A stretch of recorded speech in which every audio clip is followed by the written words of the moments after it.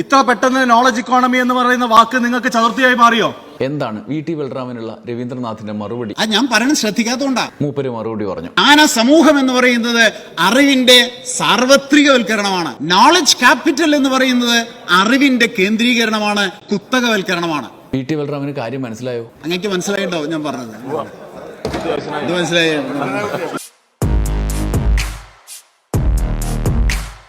നമസ്കാരം. Professor C Ravindranath, നമ്മുടെ മുൻ വിദ്യാഭ്യാസ മന്ത്രി. കഴിഞ്ഞ 5 വർഷം കേരളത്തിലെ മുഖ്യധാരാ രാഷ്ട്രീയത്തിൽ ഉണ്ടായിരുന്ന ഏറ്റവും വലിയ അഭാവങ്ങളിലൊന്ന് C രവീന്ദ്രനാഥിൻ്റെതായിരുന്നു. നമ്മൾ ശൈല ടീച്ചറും തോമസ് ഐസക്കിൻ്റെയും ഒക്കെ പേര് പറയുമ്പം അക്കൂട്ടത്തിൽ പെടുത്തേണ്ട ഒരാളാണ്. LDF രാഷ്ട്രീയത്തിൽ കേരളത്തിലെ പ്രധാനപ്പെട്ട ഒരു കാലത്ത് ഇല്ലാതിരുന്ന C രവീന്ദ്രനാഥ് ഇത്തവണ നിയമസഭയിലുണ്ട്. അദ്ദേഹത്തിൻ്റെ ഈ ബഡ്ജറ്റ് പ്രസംഗങ്ങളിൽ ഏറ്റവും ശ്രദ്ധേയമായ അദ്ദേഹത്തിൻ്റെ പ്രസംഗത്തെക്കുറിച്ച് സംസാരിക്കാനാണ് ഞാൻ വന്നത്. ഈ ബഡ്ജറ്റ് യഥാർത്ഥത്തിൽ നവലിബറൽ നയത്തിൽ ഊന്നി നിന്ന ബഡ്ജറ്റാണ്. ന്യൂ ലിബറൽ പോളിസി ഈ ബഡ്ജറ്റിലൂടെ വളരെ കൃത്യമായിട്ട് കേരളത്തിൽ നടപ്പിലാക്കാൻ പോവുകയാണ്. അതിൻ്റെ അപകടമാണ് നമ്മളെല്ലാം തിരിച്ചറിയേണ്ടത്. VD സതീശൻ സർക്കാരിൻ്റെ ബഡ്ജറ്റിനെ കുറിച്ച് ഏറ്റവും പ്രധാനപ്പെട്ടൊരു വിമർശനമായും തിരിച്ച് വിമർശനം ഉന്നയിക്കുന്നവരെ പരിഹസിക്കാൻ ഉപയോഗിക്കുന്ന ഒരു വാക്കാണ് സ്വകാര്യവൽക്കരണം, സ്വകാര്യ നിക്ഷേപം. ഈ നവലിബറൽ നയത്തിൽ ഊന്നിയ ഈ ബഡ്ജറ്റ് കേരളത്തെ കേരളമല്ലാതാക്കാൻ പോവുകയാണ്. കേരളത്തെ നവലിബറൽ യുക്തിയിലേക്ക് നയിക്കുകയാണ് എന്ന് പറഞ്ഞതിൻ്റെ അർത്ഥം, ഈ നവലിബറൽ യുക്തിയെ മുതലാളിത്ത ലോകം തന്നെ തള്ളിക്കളഞ്ഞിരിക്കുന്നു എന്ന് ബഹുമാനപ്പെട്ട മുഖ്യമന്ത്രി ഈ ബഡ്ജറ്റ് തയ്യാറാക്കിയവർ അറിഞ്ഞിട്ടുണ്ടോ എന്നറിയില്ല. ഈ സ്വകാര്യ മൂലധനത്തെ കുറിച്ചുള്ള ചർച്ചകളിൽ പലപ്പോഴും VD സതീശൻ തന്നെ കഴിഞ്ഞ ദിവസം പറഞ്ഞതുപോലെ തേഞ്ഞ് പഴകിയ ലെഫ്റ്റ് ജാർഗൺസ് ഇങ്ങനെ പറയുന്നതിനോടും ഞങ്ങൾക്ക് യോജിപ്പില്ല, ഞങ്ങൾ അമ്മാതിരി ലെഫ്റ്റ് അല്ല എന്നാണ് അദ്ദേഹം പറഞ്ഞത്. മുതലാളിത്ത പുനർനിർമ്മാണത്തിന് വേണ്ടിയാണ് 70കളിൽ നവലിബറൽ നയം കൊണ്ടുവന്നത്. ആ നവലിബറൽ നയം ലോകം തള്ളിക്കളഞ്ഞിരിക്കുന്നു, മുതലാളിത്തം തള്ളിക്കളഞ്ഞിരിക്കുന്നു. ഇവിടെ ബഹുമാനപ്പെട്ട മുഖ്യമന്ത്രി അത് കേരളത്തിന്റെ ബഡ്ജറ്റിന്റെ നയമാക്കി കൊണ്ടുവന്നിരിക്കുന്നു. ഈ അപകടം നമ്മൾ തിരിച്ചറിയണം. VD സർക്കാരിന്റെ ബഡ്ജറ്റ് കേരളത്തെ എങ്ങനെയാണ് അപകടത്തിലാക്കുക? ഞങ്ങളുടെ ഈ ശബ്ദം കേരളം കേൾക്കണം. വരാൻ പോകുന്ന അപകടം ഇന്നേ തന്നെ മനസ്സിലാക്കണം. ജോസഫ് സ്റ്റിഗ്ലിറ്റ്സ് എന്ന ഒരു വലിയ സാമ്പത്തിക ശാസ്ത്രജ്ഞനുണ്ട്. അദ്ദേഹം നവലിബറൽ നയങ്ങളുടെ വക്താവും പ്രയോക്താവുമായിരുന്നു. ആ ജോസഫ് സ്റ്റിഗ്ലിറ്റ്സ് ഒരു പുസ്തകം എഴുതിയിട്ടുണ്ട്. ഈ ബഡ്ജറ്റ് തയ്യാറാക്കിയവർ ആ പുസ്തകം ഒന്ന് വായിക്കണേ എന്ന വിനീതമായ അഭ്യർത്ഥനയുണ്ട്. ആ പുസ്തകത്തിന്റെ പേര് ദ റോഡ് ടു ഫ്രീഡം എന്നുള്ളതാണ്. The road to freedom. ഓരോ പേജും വായിച്ച ഒരാളാണ് ഞാൻ. ആ പുസ്തകത്തിൽ വളരെ കൃത്യമായി സ്റ്റിഗ്ലിറ്റ്സ് പറഞ്ഞിരിക്കുന്നു, ഇനി ന്യൂ ലിബറൽ പോളിസിയിലൂടെ ഒരു സമ്പദ് വ്യവസ്ഥയ്ക്ക് മുന്നോട്ട് പോകാൻ കഴിയുകയില്ല, ഒരു സമ്പദ് വ്യവസ്ഥ മുന്നോട്ട് പോകാൻ കഴിയില്ല. അത്ര കൊണ്ട് അപകടകരമായ അവസ്ഥയിൽ മുതലാളിത്തം വന്നുപെട്ടിരിക്കുകയാണ്. കപ്പൽ യാത്ര മുതൽ ആരോഗ്യ മേഖലയിൽ വരെ നിക്ഷേപം കൊണ്ടുവരും എന്നാണ് പുതിയ സർക്കാരിന്റെ പ്രഖ്യാപനം. ആ നയമാണ് പ്രിയമുള്ളവരെ ഇവിടെ കേരളത്തിൽ ഈ ബഡ്ജറ്റിലൂടെ നടപ്പിലാക്കാൻ പോകുന്നത് എന്ന് നമ്മൾ മനസ്സിലാക്കണം. ആഗോള മുതലാളിത്ത രാഷ്ട്രങ്ങളിൽ തള്ളിക്കളഞ്ഞ ആശയം ഇവിടെ മറ്റൊരു രീതിയിൽ കൊണ്ടുവരുന്നു എന്നിടത്താണ് C രവീന്ദ്രനാഥ് പറയുന്നതിന്റെ പോയിന്റ്. ലോകം തള്ളിക്കളഞ്ഞ ആ ന്യൂ ലിബറൽ പോളിസി പുതിയ ഒരു തരത്തിൽ ലോകത്ത് കൊണ്ടുവരുവാൻ സാമ്രാജ്യത്വം ശ്രമിച്ചുകൊണ്ടിരിക്കുകയാണ്. അതിനെയാണ് നോളജ് ഇക്കോണമി എന്ന് പറയുന്നത്.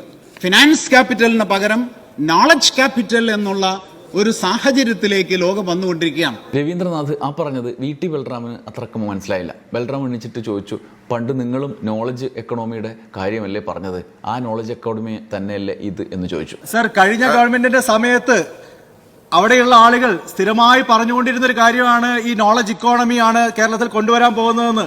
അഭിമാനത്തോടു കൂടിയാണ് കഴിഞ്ഞ ഗവൺമെന്റ് അത് നയമായിട്ട് അവതരിപ്പിച്ചിരുന്നത്. ഇത്ര പെട്ടെന്ന് നോളജ് ഇക്കോണമി എന്ന് പറയുന്ന വാക്ക് നിങ്ങൾക്ക് ചതുർത്ഥിയായി മാറിയോ?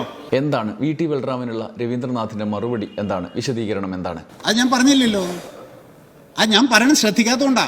മൂപ്പര് മറുപടി പറഞ്ഞു. ലോകത്തെ ന്യൂ ലിബറൽ പോളിസി തകർന്നു കിടക്കുമ്പോൾ, മുതലാളിത്തത്തിന് അതുമായി മുന്നോട്ട് പോകാൻ പറ്റാതെ വരുമ്പോൾ അവർ പുതിയൊരു ലോകത്തെക്കുറിച്ച് ആലോചിക്കുന്നു.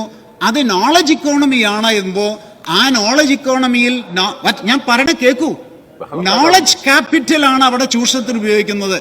കേൾക്കുണ്ടോ? നോളജ് ക്യാപിറ്റൽ ആണ് ചൂഷണം. പക്ഷേ കേരളത്തിൽ ഇടതുപക്ഷ ജനാധിപത്യ മുന്നണി നവകേരള എന്ന സങ്കല്പത്തിലൂടെ ഇവിടെ വളർത്താൻ ഉദ്ദേശിച്ചത് ജ്ഞാനകേരളം, നവകേരളത്തിന്റെ ജ്ഞാന സമൂഹമാണ്. ജ്ഞാന സമൂഹം എന്ന് പറയുന്നത് അറിവിന്റെ സാർവത്രികവൽക്കരണമാണ്. നോളജ് ക്യാപിറ്റൽ എന്ന് പറയുന്നത് അറിവിന്റെ കേന്ദ്രീകരണമാണ്, കുത്തകവൽക്കരണമാണ്. PT ബൽറാമിന് കാര്യം മനസ്സിലായോ? അങ്ങേക്ക് മനസ്സിലായിട്ടോ ഞാൻ പറഞ്ഞത്? ഇത് മനസ്സിലായോ? ആ വിഷയം അതാണ്.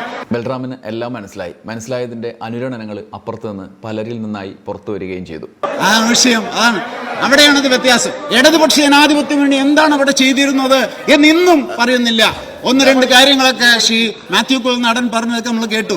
അത് വിട്ട് അതിനപ്പുറത്ത് ഞാൻ പറഞ്ഞു കേൾക്കൂ കുറച്ചു നേരെങ്കിലും. കേരളത്തിലെ ഈ നയം ഉണ്ടാക്കാൻ പോകുന്ന പ്രശ്നങ്ങൾ ഞങ്ങൾ ആദ്യമായിട്ട് ഇവിടെ സംസാരിക്കപ്പെട്ടതിനെ കുറിച്ച് ഇനി കുറച്ച് വർഷങ്ങൾ കൂടി നിങ്ങൾ ഈ നയമായി മുന്നോട്ട് പോകാൻ പോകുന്നുണ്ട്. കേരളം എവിടെ എത്തും എന്ന് ഇപ്പോഴേ എഴുതി വെച്ചോളൂ. ഈ ബഡ്ജറ്റ് നമ്മളെ എവിടെ എത്തിക്കും എന്നുള്ള ആശങ്കയാണ് രവീന്ദ്രനാഥ് പറയുന്നത്. നമ്മുടെ രാജ്യത്ത് ഈ നയം നടപ്പിലാക്കിയത് ആരാ? സമയമില്ല സാർ, ഞാൻ വഴങ്ങുന്നില്ല. നമ്മുടെ രാജ്യത്ത് ഞാൻ പറയാക്കൂ, നമ്മുടെ രാജ്യത്ത് ഈ നയം നടപ്പിലാക്കിയത് ആരാണ്? ഇന്ത്യൻ നാഷണൽ കോൺഗ്രസ് ആണ്. 1991 ഇന്ത്യയിൽ ന്യൂ ലിബറൽ പോളിസി നടപ്പിലാക്കിയ ഇന്ത്യൻ നാഷണൽ കോൺഗ്രസ് ആണ്. അന്ന് മുതൽ കോൺഗ്രസിന്റെ ഗ്രാഫ് എങ്ങോട്ടാണെന്ന് ഒന്ന് പ്രിയപ്പെട്ട കോൺഗ്രസുകാർ പറയൂ. ഗ്രാഫ് കീഴോട്ടാ. അന്ന് മുതൽ BJPയുടെ ഗ്രാഫ് മുകളോട്ടാ. PM ശ്രീ ഒപ്പിടാനുള്ള അവസരം ഉണ്ടാക്കിയതും PM ശ്രീ എന്ന ആശയം തന്നെ ഈ നാട്ടിൽ ഉണ്ടാക്കാനുള്ള ശ്രമം നടത്തിയതും 91 നവലിബറൽ സാമ്പത്തിക നയങ്ങൾ രാജ്യത്ത് തുടങ്ങിയതാണ് എന്ന് മനസ്സിലാക്കണം നിങ്ങൾ. നവലിബറൽ സാമ്പത്തിക നയങ്ങൾ ഫാസിസത്തെ വളർത്തും എന്ന് സമയമുണ്ടെങ്കിൽ ഞാൻ പറഞ്ഞുതരാം. ആ ന്യൂ ലിബറൽ പോളിസി ഇന്ത്യയിൽ നടപ്പിലാക്കി അന്ന് മുതൽ BJPയുടെ ഗ്രാഫ് മുകളിലോട്ടാ. നിങ്ങൾ ഇന്ന് നവലിബറൽ സാമ്പത്തിക നയത്തെ എതിർത്താൽ മാത്രമേ BJPയെ മറിച്ച് അവിടെ കേന്ദ്രത്തിൽ അധികാരത്തിൽ വരാൻ കഴിയുകയുള്ളൂ. ഇതാരാ പറഞ്ഞത്? ഇപ്പോ സി രവീന്ദ്രനാഥനല്ല, പറഞ്ഞ ഒരാളുണ്ട്. അത് യാനിസ് വാറൂഫാക്കിസ് എന്ന് പറയുന്ന ആള് ഒരു പുസ്തകം എഴുതി. ആ പുസ്തകത്തിന്റെ തലക്കെട്ടൊന്ന് കേൾക്കണം. അതിന്റെ തലക്കെട്ട് എന്താണോ? Techno feudalism what killed capitalism. നമ്മൾ തിരിച്ചല്ലേ കേട്ടേക്കണത്? ക്യാപിറ്റലിസം വാട്ട് കിൽഡ് ഫ്യൂഡലിസം അതല്ലേ കേട്ടിരിക്കുന്നത്? ഈ പുസ്തകത്തിന്റെ തലക്കെട്ട് techno feudalism what killed capitalism എന്നുള്ളതാണ്. ക്യാപിറ്റലിസത്തെ തകർത്തുകൊണ്ട് ഫാസിസം കടന്നു വരികയാണ്. ഇത് ലോകത്തിന്റെ ഇന്നത്തെ ഏറ്റവും വലിയ പ്രശ്നമാണ്. ക്യാപിറ്റലിസത്തെ തകർത്തുകൊണ്ട് ഫ്യൂഡൽ അംശമുള്ള ഫാസിസം കടന്നു വരികയാണ്. അത് ഇന്ത്യയിൽ വർഗീയത വളരാനുള്ള കാരണം, ഫാസിസം വളരാനുള്ള കാരണം അതിന്റെ പിന്നിൽ നയമാണ്. ഇത് കേരളവും ഭയപ്പെടണം. കേരളത്തിന്റെ മതനിരപേക്ഷ സംസ്കാരം, കേരളത്തിന്റെ നവോത്ഥാന പാരമ്പര്യം ഇതെല്ലാം തകർത്തു തരിപ്പണമാക്കുന്നതാണ് ന്യൂ ലിബറൽ പോളിസി എന്ന് ലോക ചരിത്രം നമ്മളെ പഠിപ്പിക്കുന്നു. ലോക ചരിത്രം. അതിനാണ് ഈ പുസ്തകം. ഞാൻ പറഞ്ഞ പുസ്തകം ഒന്ന് വായിക്കണേ. ബഡ്ജറ്റിലെ 6 പ്രശ്നങ്ങളെ രവീന്ദ്രനാഥ് ഓരോന്നായി എടുത്തു പറഞ്ഞു. ഒന്ന്, അപകടകരമായ സ്വകാര്യവൽക്കരണം. കേട്ടിട്ടുണ്ടാവും.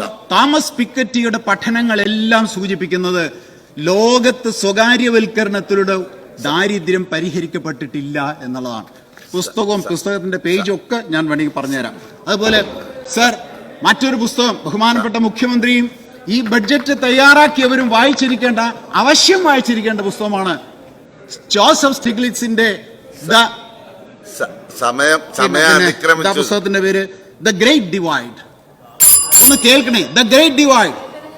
ലോകത്തെ കുറിച്ച് സ്റ്റിഗ്ലിറ്റ്സ് പറയും ദ ഗ്രേറ്റ് ഡിവൈഡ്. ലോകത്ത് വലിയ അസമത്വം വരികയാണ്. കാരണം ന്യൂ ലിബറൽ പോളിസിയാണ്. ആ പോളിസി ഇവിടെ വരും. അതാണ് കേരളത്തിൽ നടക്കാൻ പോകുന്നത്. കേരളത്തിന്റെ അസമത്വം വർദ്ധിക്കും, ദാരിദ്ര്യം വർദ്ധിക്കും, കേരളത്തിലെ പ്രശ്നങ്ങൾ. 2, സ്വകാര്യവൽക്കരണത്തോട് ചേർന്ന ഭൂപരിഷ്കരണം. ഒന്ന് ചേർത്ത് നോക്കൂ. സ്വകാര്യവൽക്കരണത്തോട് ചേർന്ന ഭൂപരിഷ്കരണം. 57 ഭൂപരിഷ്കരണം അല്ലാതെ സ്വകാര്യവൽക്കരണത്തോട് ചേർന്ന ഭൂപരിഷ്കരണം ഫ്യൂഡൽ യുക്തിയിലേക്ക് കേരളത്തെ കൊണ്ടുപോകലാണ്. ഫ്യൂഡൽ യുക്തിയിൽ നിന്ന് നവോത്ഥാനത്തിലൂടെ കടന്നു വന്ന കേരളം ന്യൂ ലിബറൽ പോളിസിയിലൂടെ സ്വകാര്യവൽക്കരണ അജണ്ടയിൽ ഭൂപരിഷ്കരണം നടത്തുമ്പോൾ അത് ഫ്യൂഡൽ യുക്തിയിലേക്കുള്ള തിരിച്ചുപോക്കാണ്. പഠിച്ചോളൂ, മനസ്സിലാവും. മൂന്നാമത്തെ കിഫ്ബി ഒഴിവാക്കൽ. സർ, കിഫ്ബി ഒഴിവാക്കത് ഫിനാൻസ് ക്യാപിറ്റലിനെ പ്രതിരോധിക്കാൻ കഴിയാതെ വരും. നിങ്ങൾ കിഫ്ബി ഒഴിവാക്കിയാൽ, എഴുതി വെച്ചോളൂ, കിഫ്ബി ഒഴിവാക്കിയാൽ ഫിനാൻസ് ക്യാപിറ്റലിലെ പ്രളയമാണ് ഇവിടെ നടക്കാൻ പോകുന്നത്. ഫിനാൻസ് ക്യാപിറ്റലിലെ പ്രളയം. അവിടെ സംഭവിക്കാൻ പോകുന്നത് കേരളത്തിന്റെ ഉൽപാദന മേഖല തകരും, തൊഴിൽ നഷ്ടം സംഭവിക്കും, ഊഹക്കച്ചവടം വളരും, മദ്യം, മയക്കുമരുന്ന്, പരിസ്ഥിതി തകർച്ച അതൊക്കെ ഉണ്ടാവും. അടുത്ത ക്ഷേമ പ്രവർത്തനങ്ങളിൽ നിന്നും പിൻവലിയും, ദാരിദ്ര്യം വർദ്ധിക്കും. ഒരു 2 പോയിന്റ് കൂടി പ്രധാനപ്പെട്ട ഒന്ന്, നവലിബറൽ യുക്തിയുടെ വ്യാപനം തീർക്കുന്ന സാംസ്കാരിക അന്തരീക്ഷത്തിൽ വർഗീയതയും ഫാസിസവും വളരും. നവലിബറൽ നയം തീർക്കുന്ന സാംസ്കാരിക അന്തരീക്ഷത്തിൽ വർഗീയതയും ഫാസിസവും വളരും. അതുകൊണ്ടാണ് നവലിബറൽ നയം നടപ്പിലാക്കിയ ശേഷം ഇന്ത്യയിൽ BJP വളർന്നത്. ഇത് കേരളത്തിനും ബാധകമാണ്. എല്ലാവരും മനസ്സിലാക്കിക്കോളൂ. ഇപ്പോൾ ഈ പോളിസിയിലെ ഏതെങ്കിലും ചില ഒരു കൊച്ചു പ്രോജക്റ്റിനെ കുറിച്ചല്ല, അതിന്റെ അടിസ്ഥാന പോളിസിയിൽ ഈ സാംസ്കാരിക പ്രശ്നമുണ്ട്. അതുകൊണ്ട് വർഗീയത, മതനിരപേക്ഷ കേരളം എന്നത് മാറി വർഗീയത വളരുന്ന ഒരു കേരളമായിട്ട്. അവസാനം കേന്ദ്ര നയം ഇത് തന്നെയാ. കേന്ദ്ര നയം ഇത് തന്നെയാ, നിങ്ങളുടെ നയം അത് തന്നെയാ. അതുകൊണ്ട് എന്തേ കേന്ദ്ര നയത്തോട് യാതൊരു എതിർപ്പില്ല. ഏതെങ്കിലും കേന്ദ്ര നയത്തോടെ എതിർത്തി ബഡ്ജറ്റിൽ എന്തെങ്കിലും സംസാരിച്ചുകൊണ്ട് ആരെങ്കിലും വേണ്ടിയിട്ടില്ല. കേന്ദ്രനകത്ത് എതിരില്ല. അതുകൊണ്ട് കേന്ദ്രത്തിനും എതിരില്ല. വിളിക്കേണ്ടി വരും.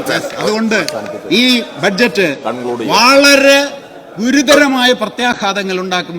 ഒറ്റ കാരണം ന്യൂ ലിബറൽ പോളിസിയാണ്. എന്തായാലും പുസ്തകം വായിക്കുന്ന ആളാണ് VD സതീശൻ എന്ന് മുഖ്യമന്ത്രി മുതൽ മാധ്യമങ്ങൾ വരെ നിരന്തരം പറയുന്ന കാര്യമാണ്. ഇഷ്ടംപോലെ പുസ്തകങ്ങളുടെ പട്ടിക നമുക്ക് C രവീന്ദ്രനാഥിൻ്റെ ഈ പ്രസംഗത്തിൽ നിന്ന് ലിസ്റ്റ് ചെയ്യാനും പറ്റും. അതുകൊണ്ട് പുസ്തകം ഇനിയും വായിച്ച് അദ്ദേഹം ഉന്നയിച്ച കാര്യങ്ങളും ബഡ്ജറ്റുമായി ബന്ധപ്പെടുത്തി ചിന്തിക്കട്ടെ. സർക്കാരിന് ജനങ്ങളെക്കുറിച്ചും സ്വകാര്യ മൂലധനത്തിൻ്റെ മാത്രമല്ല ജനങ്ങളെക്കുറിച്ചുമുള്ള ചിന്തകൾ കടന്നു വരട്ടെ എന്ന് ആഗ്രഹിക്കാം. നന്ദി, നമസ്കാരം.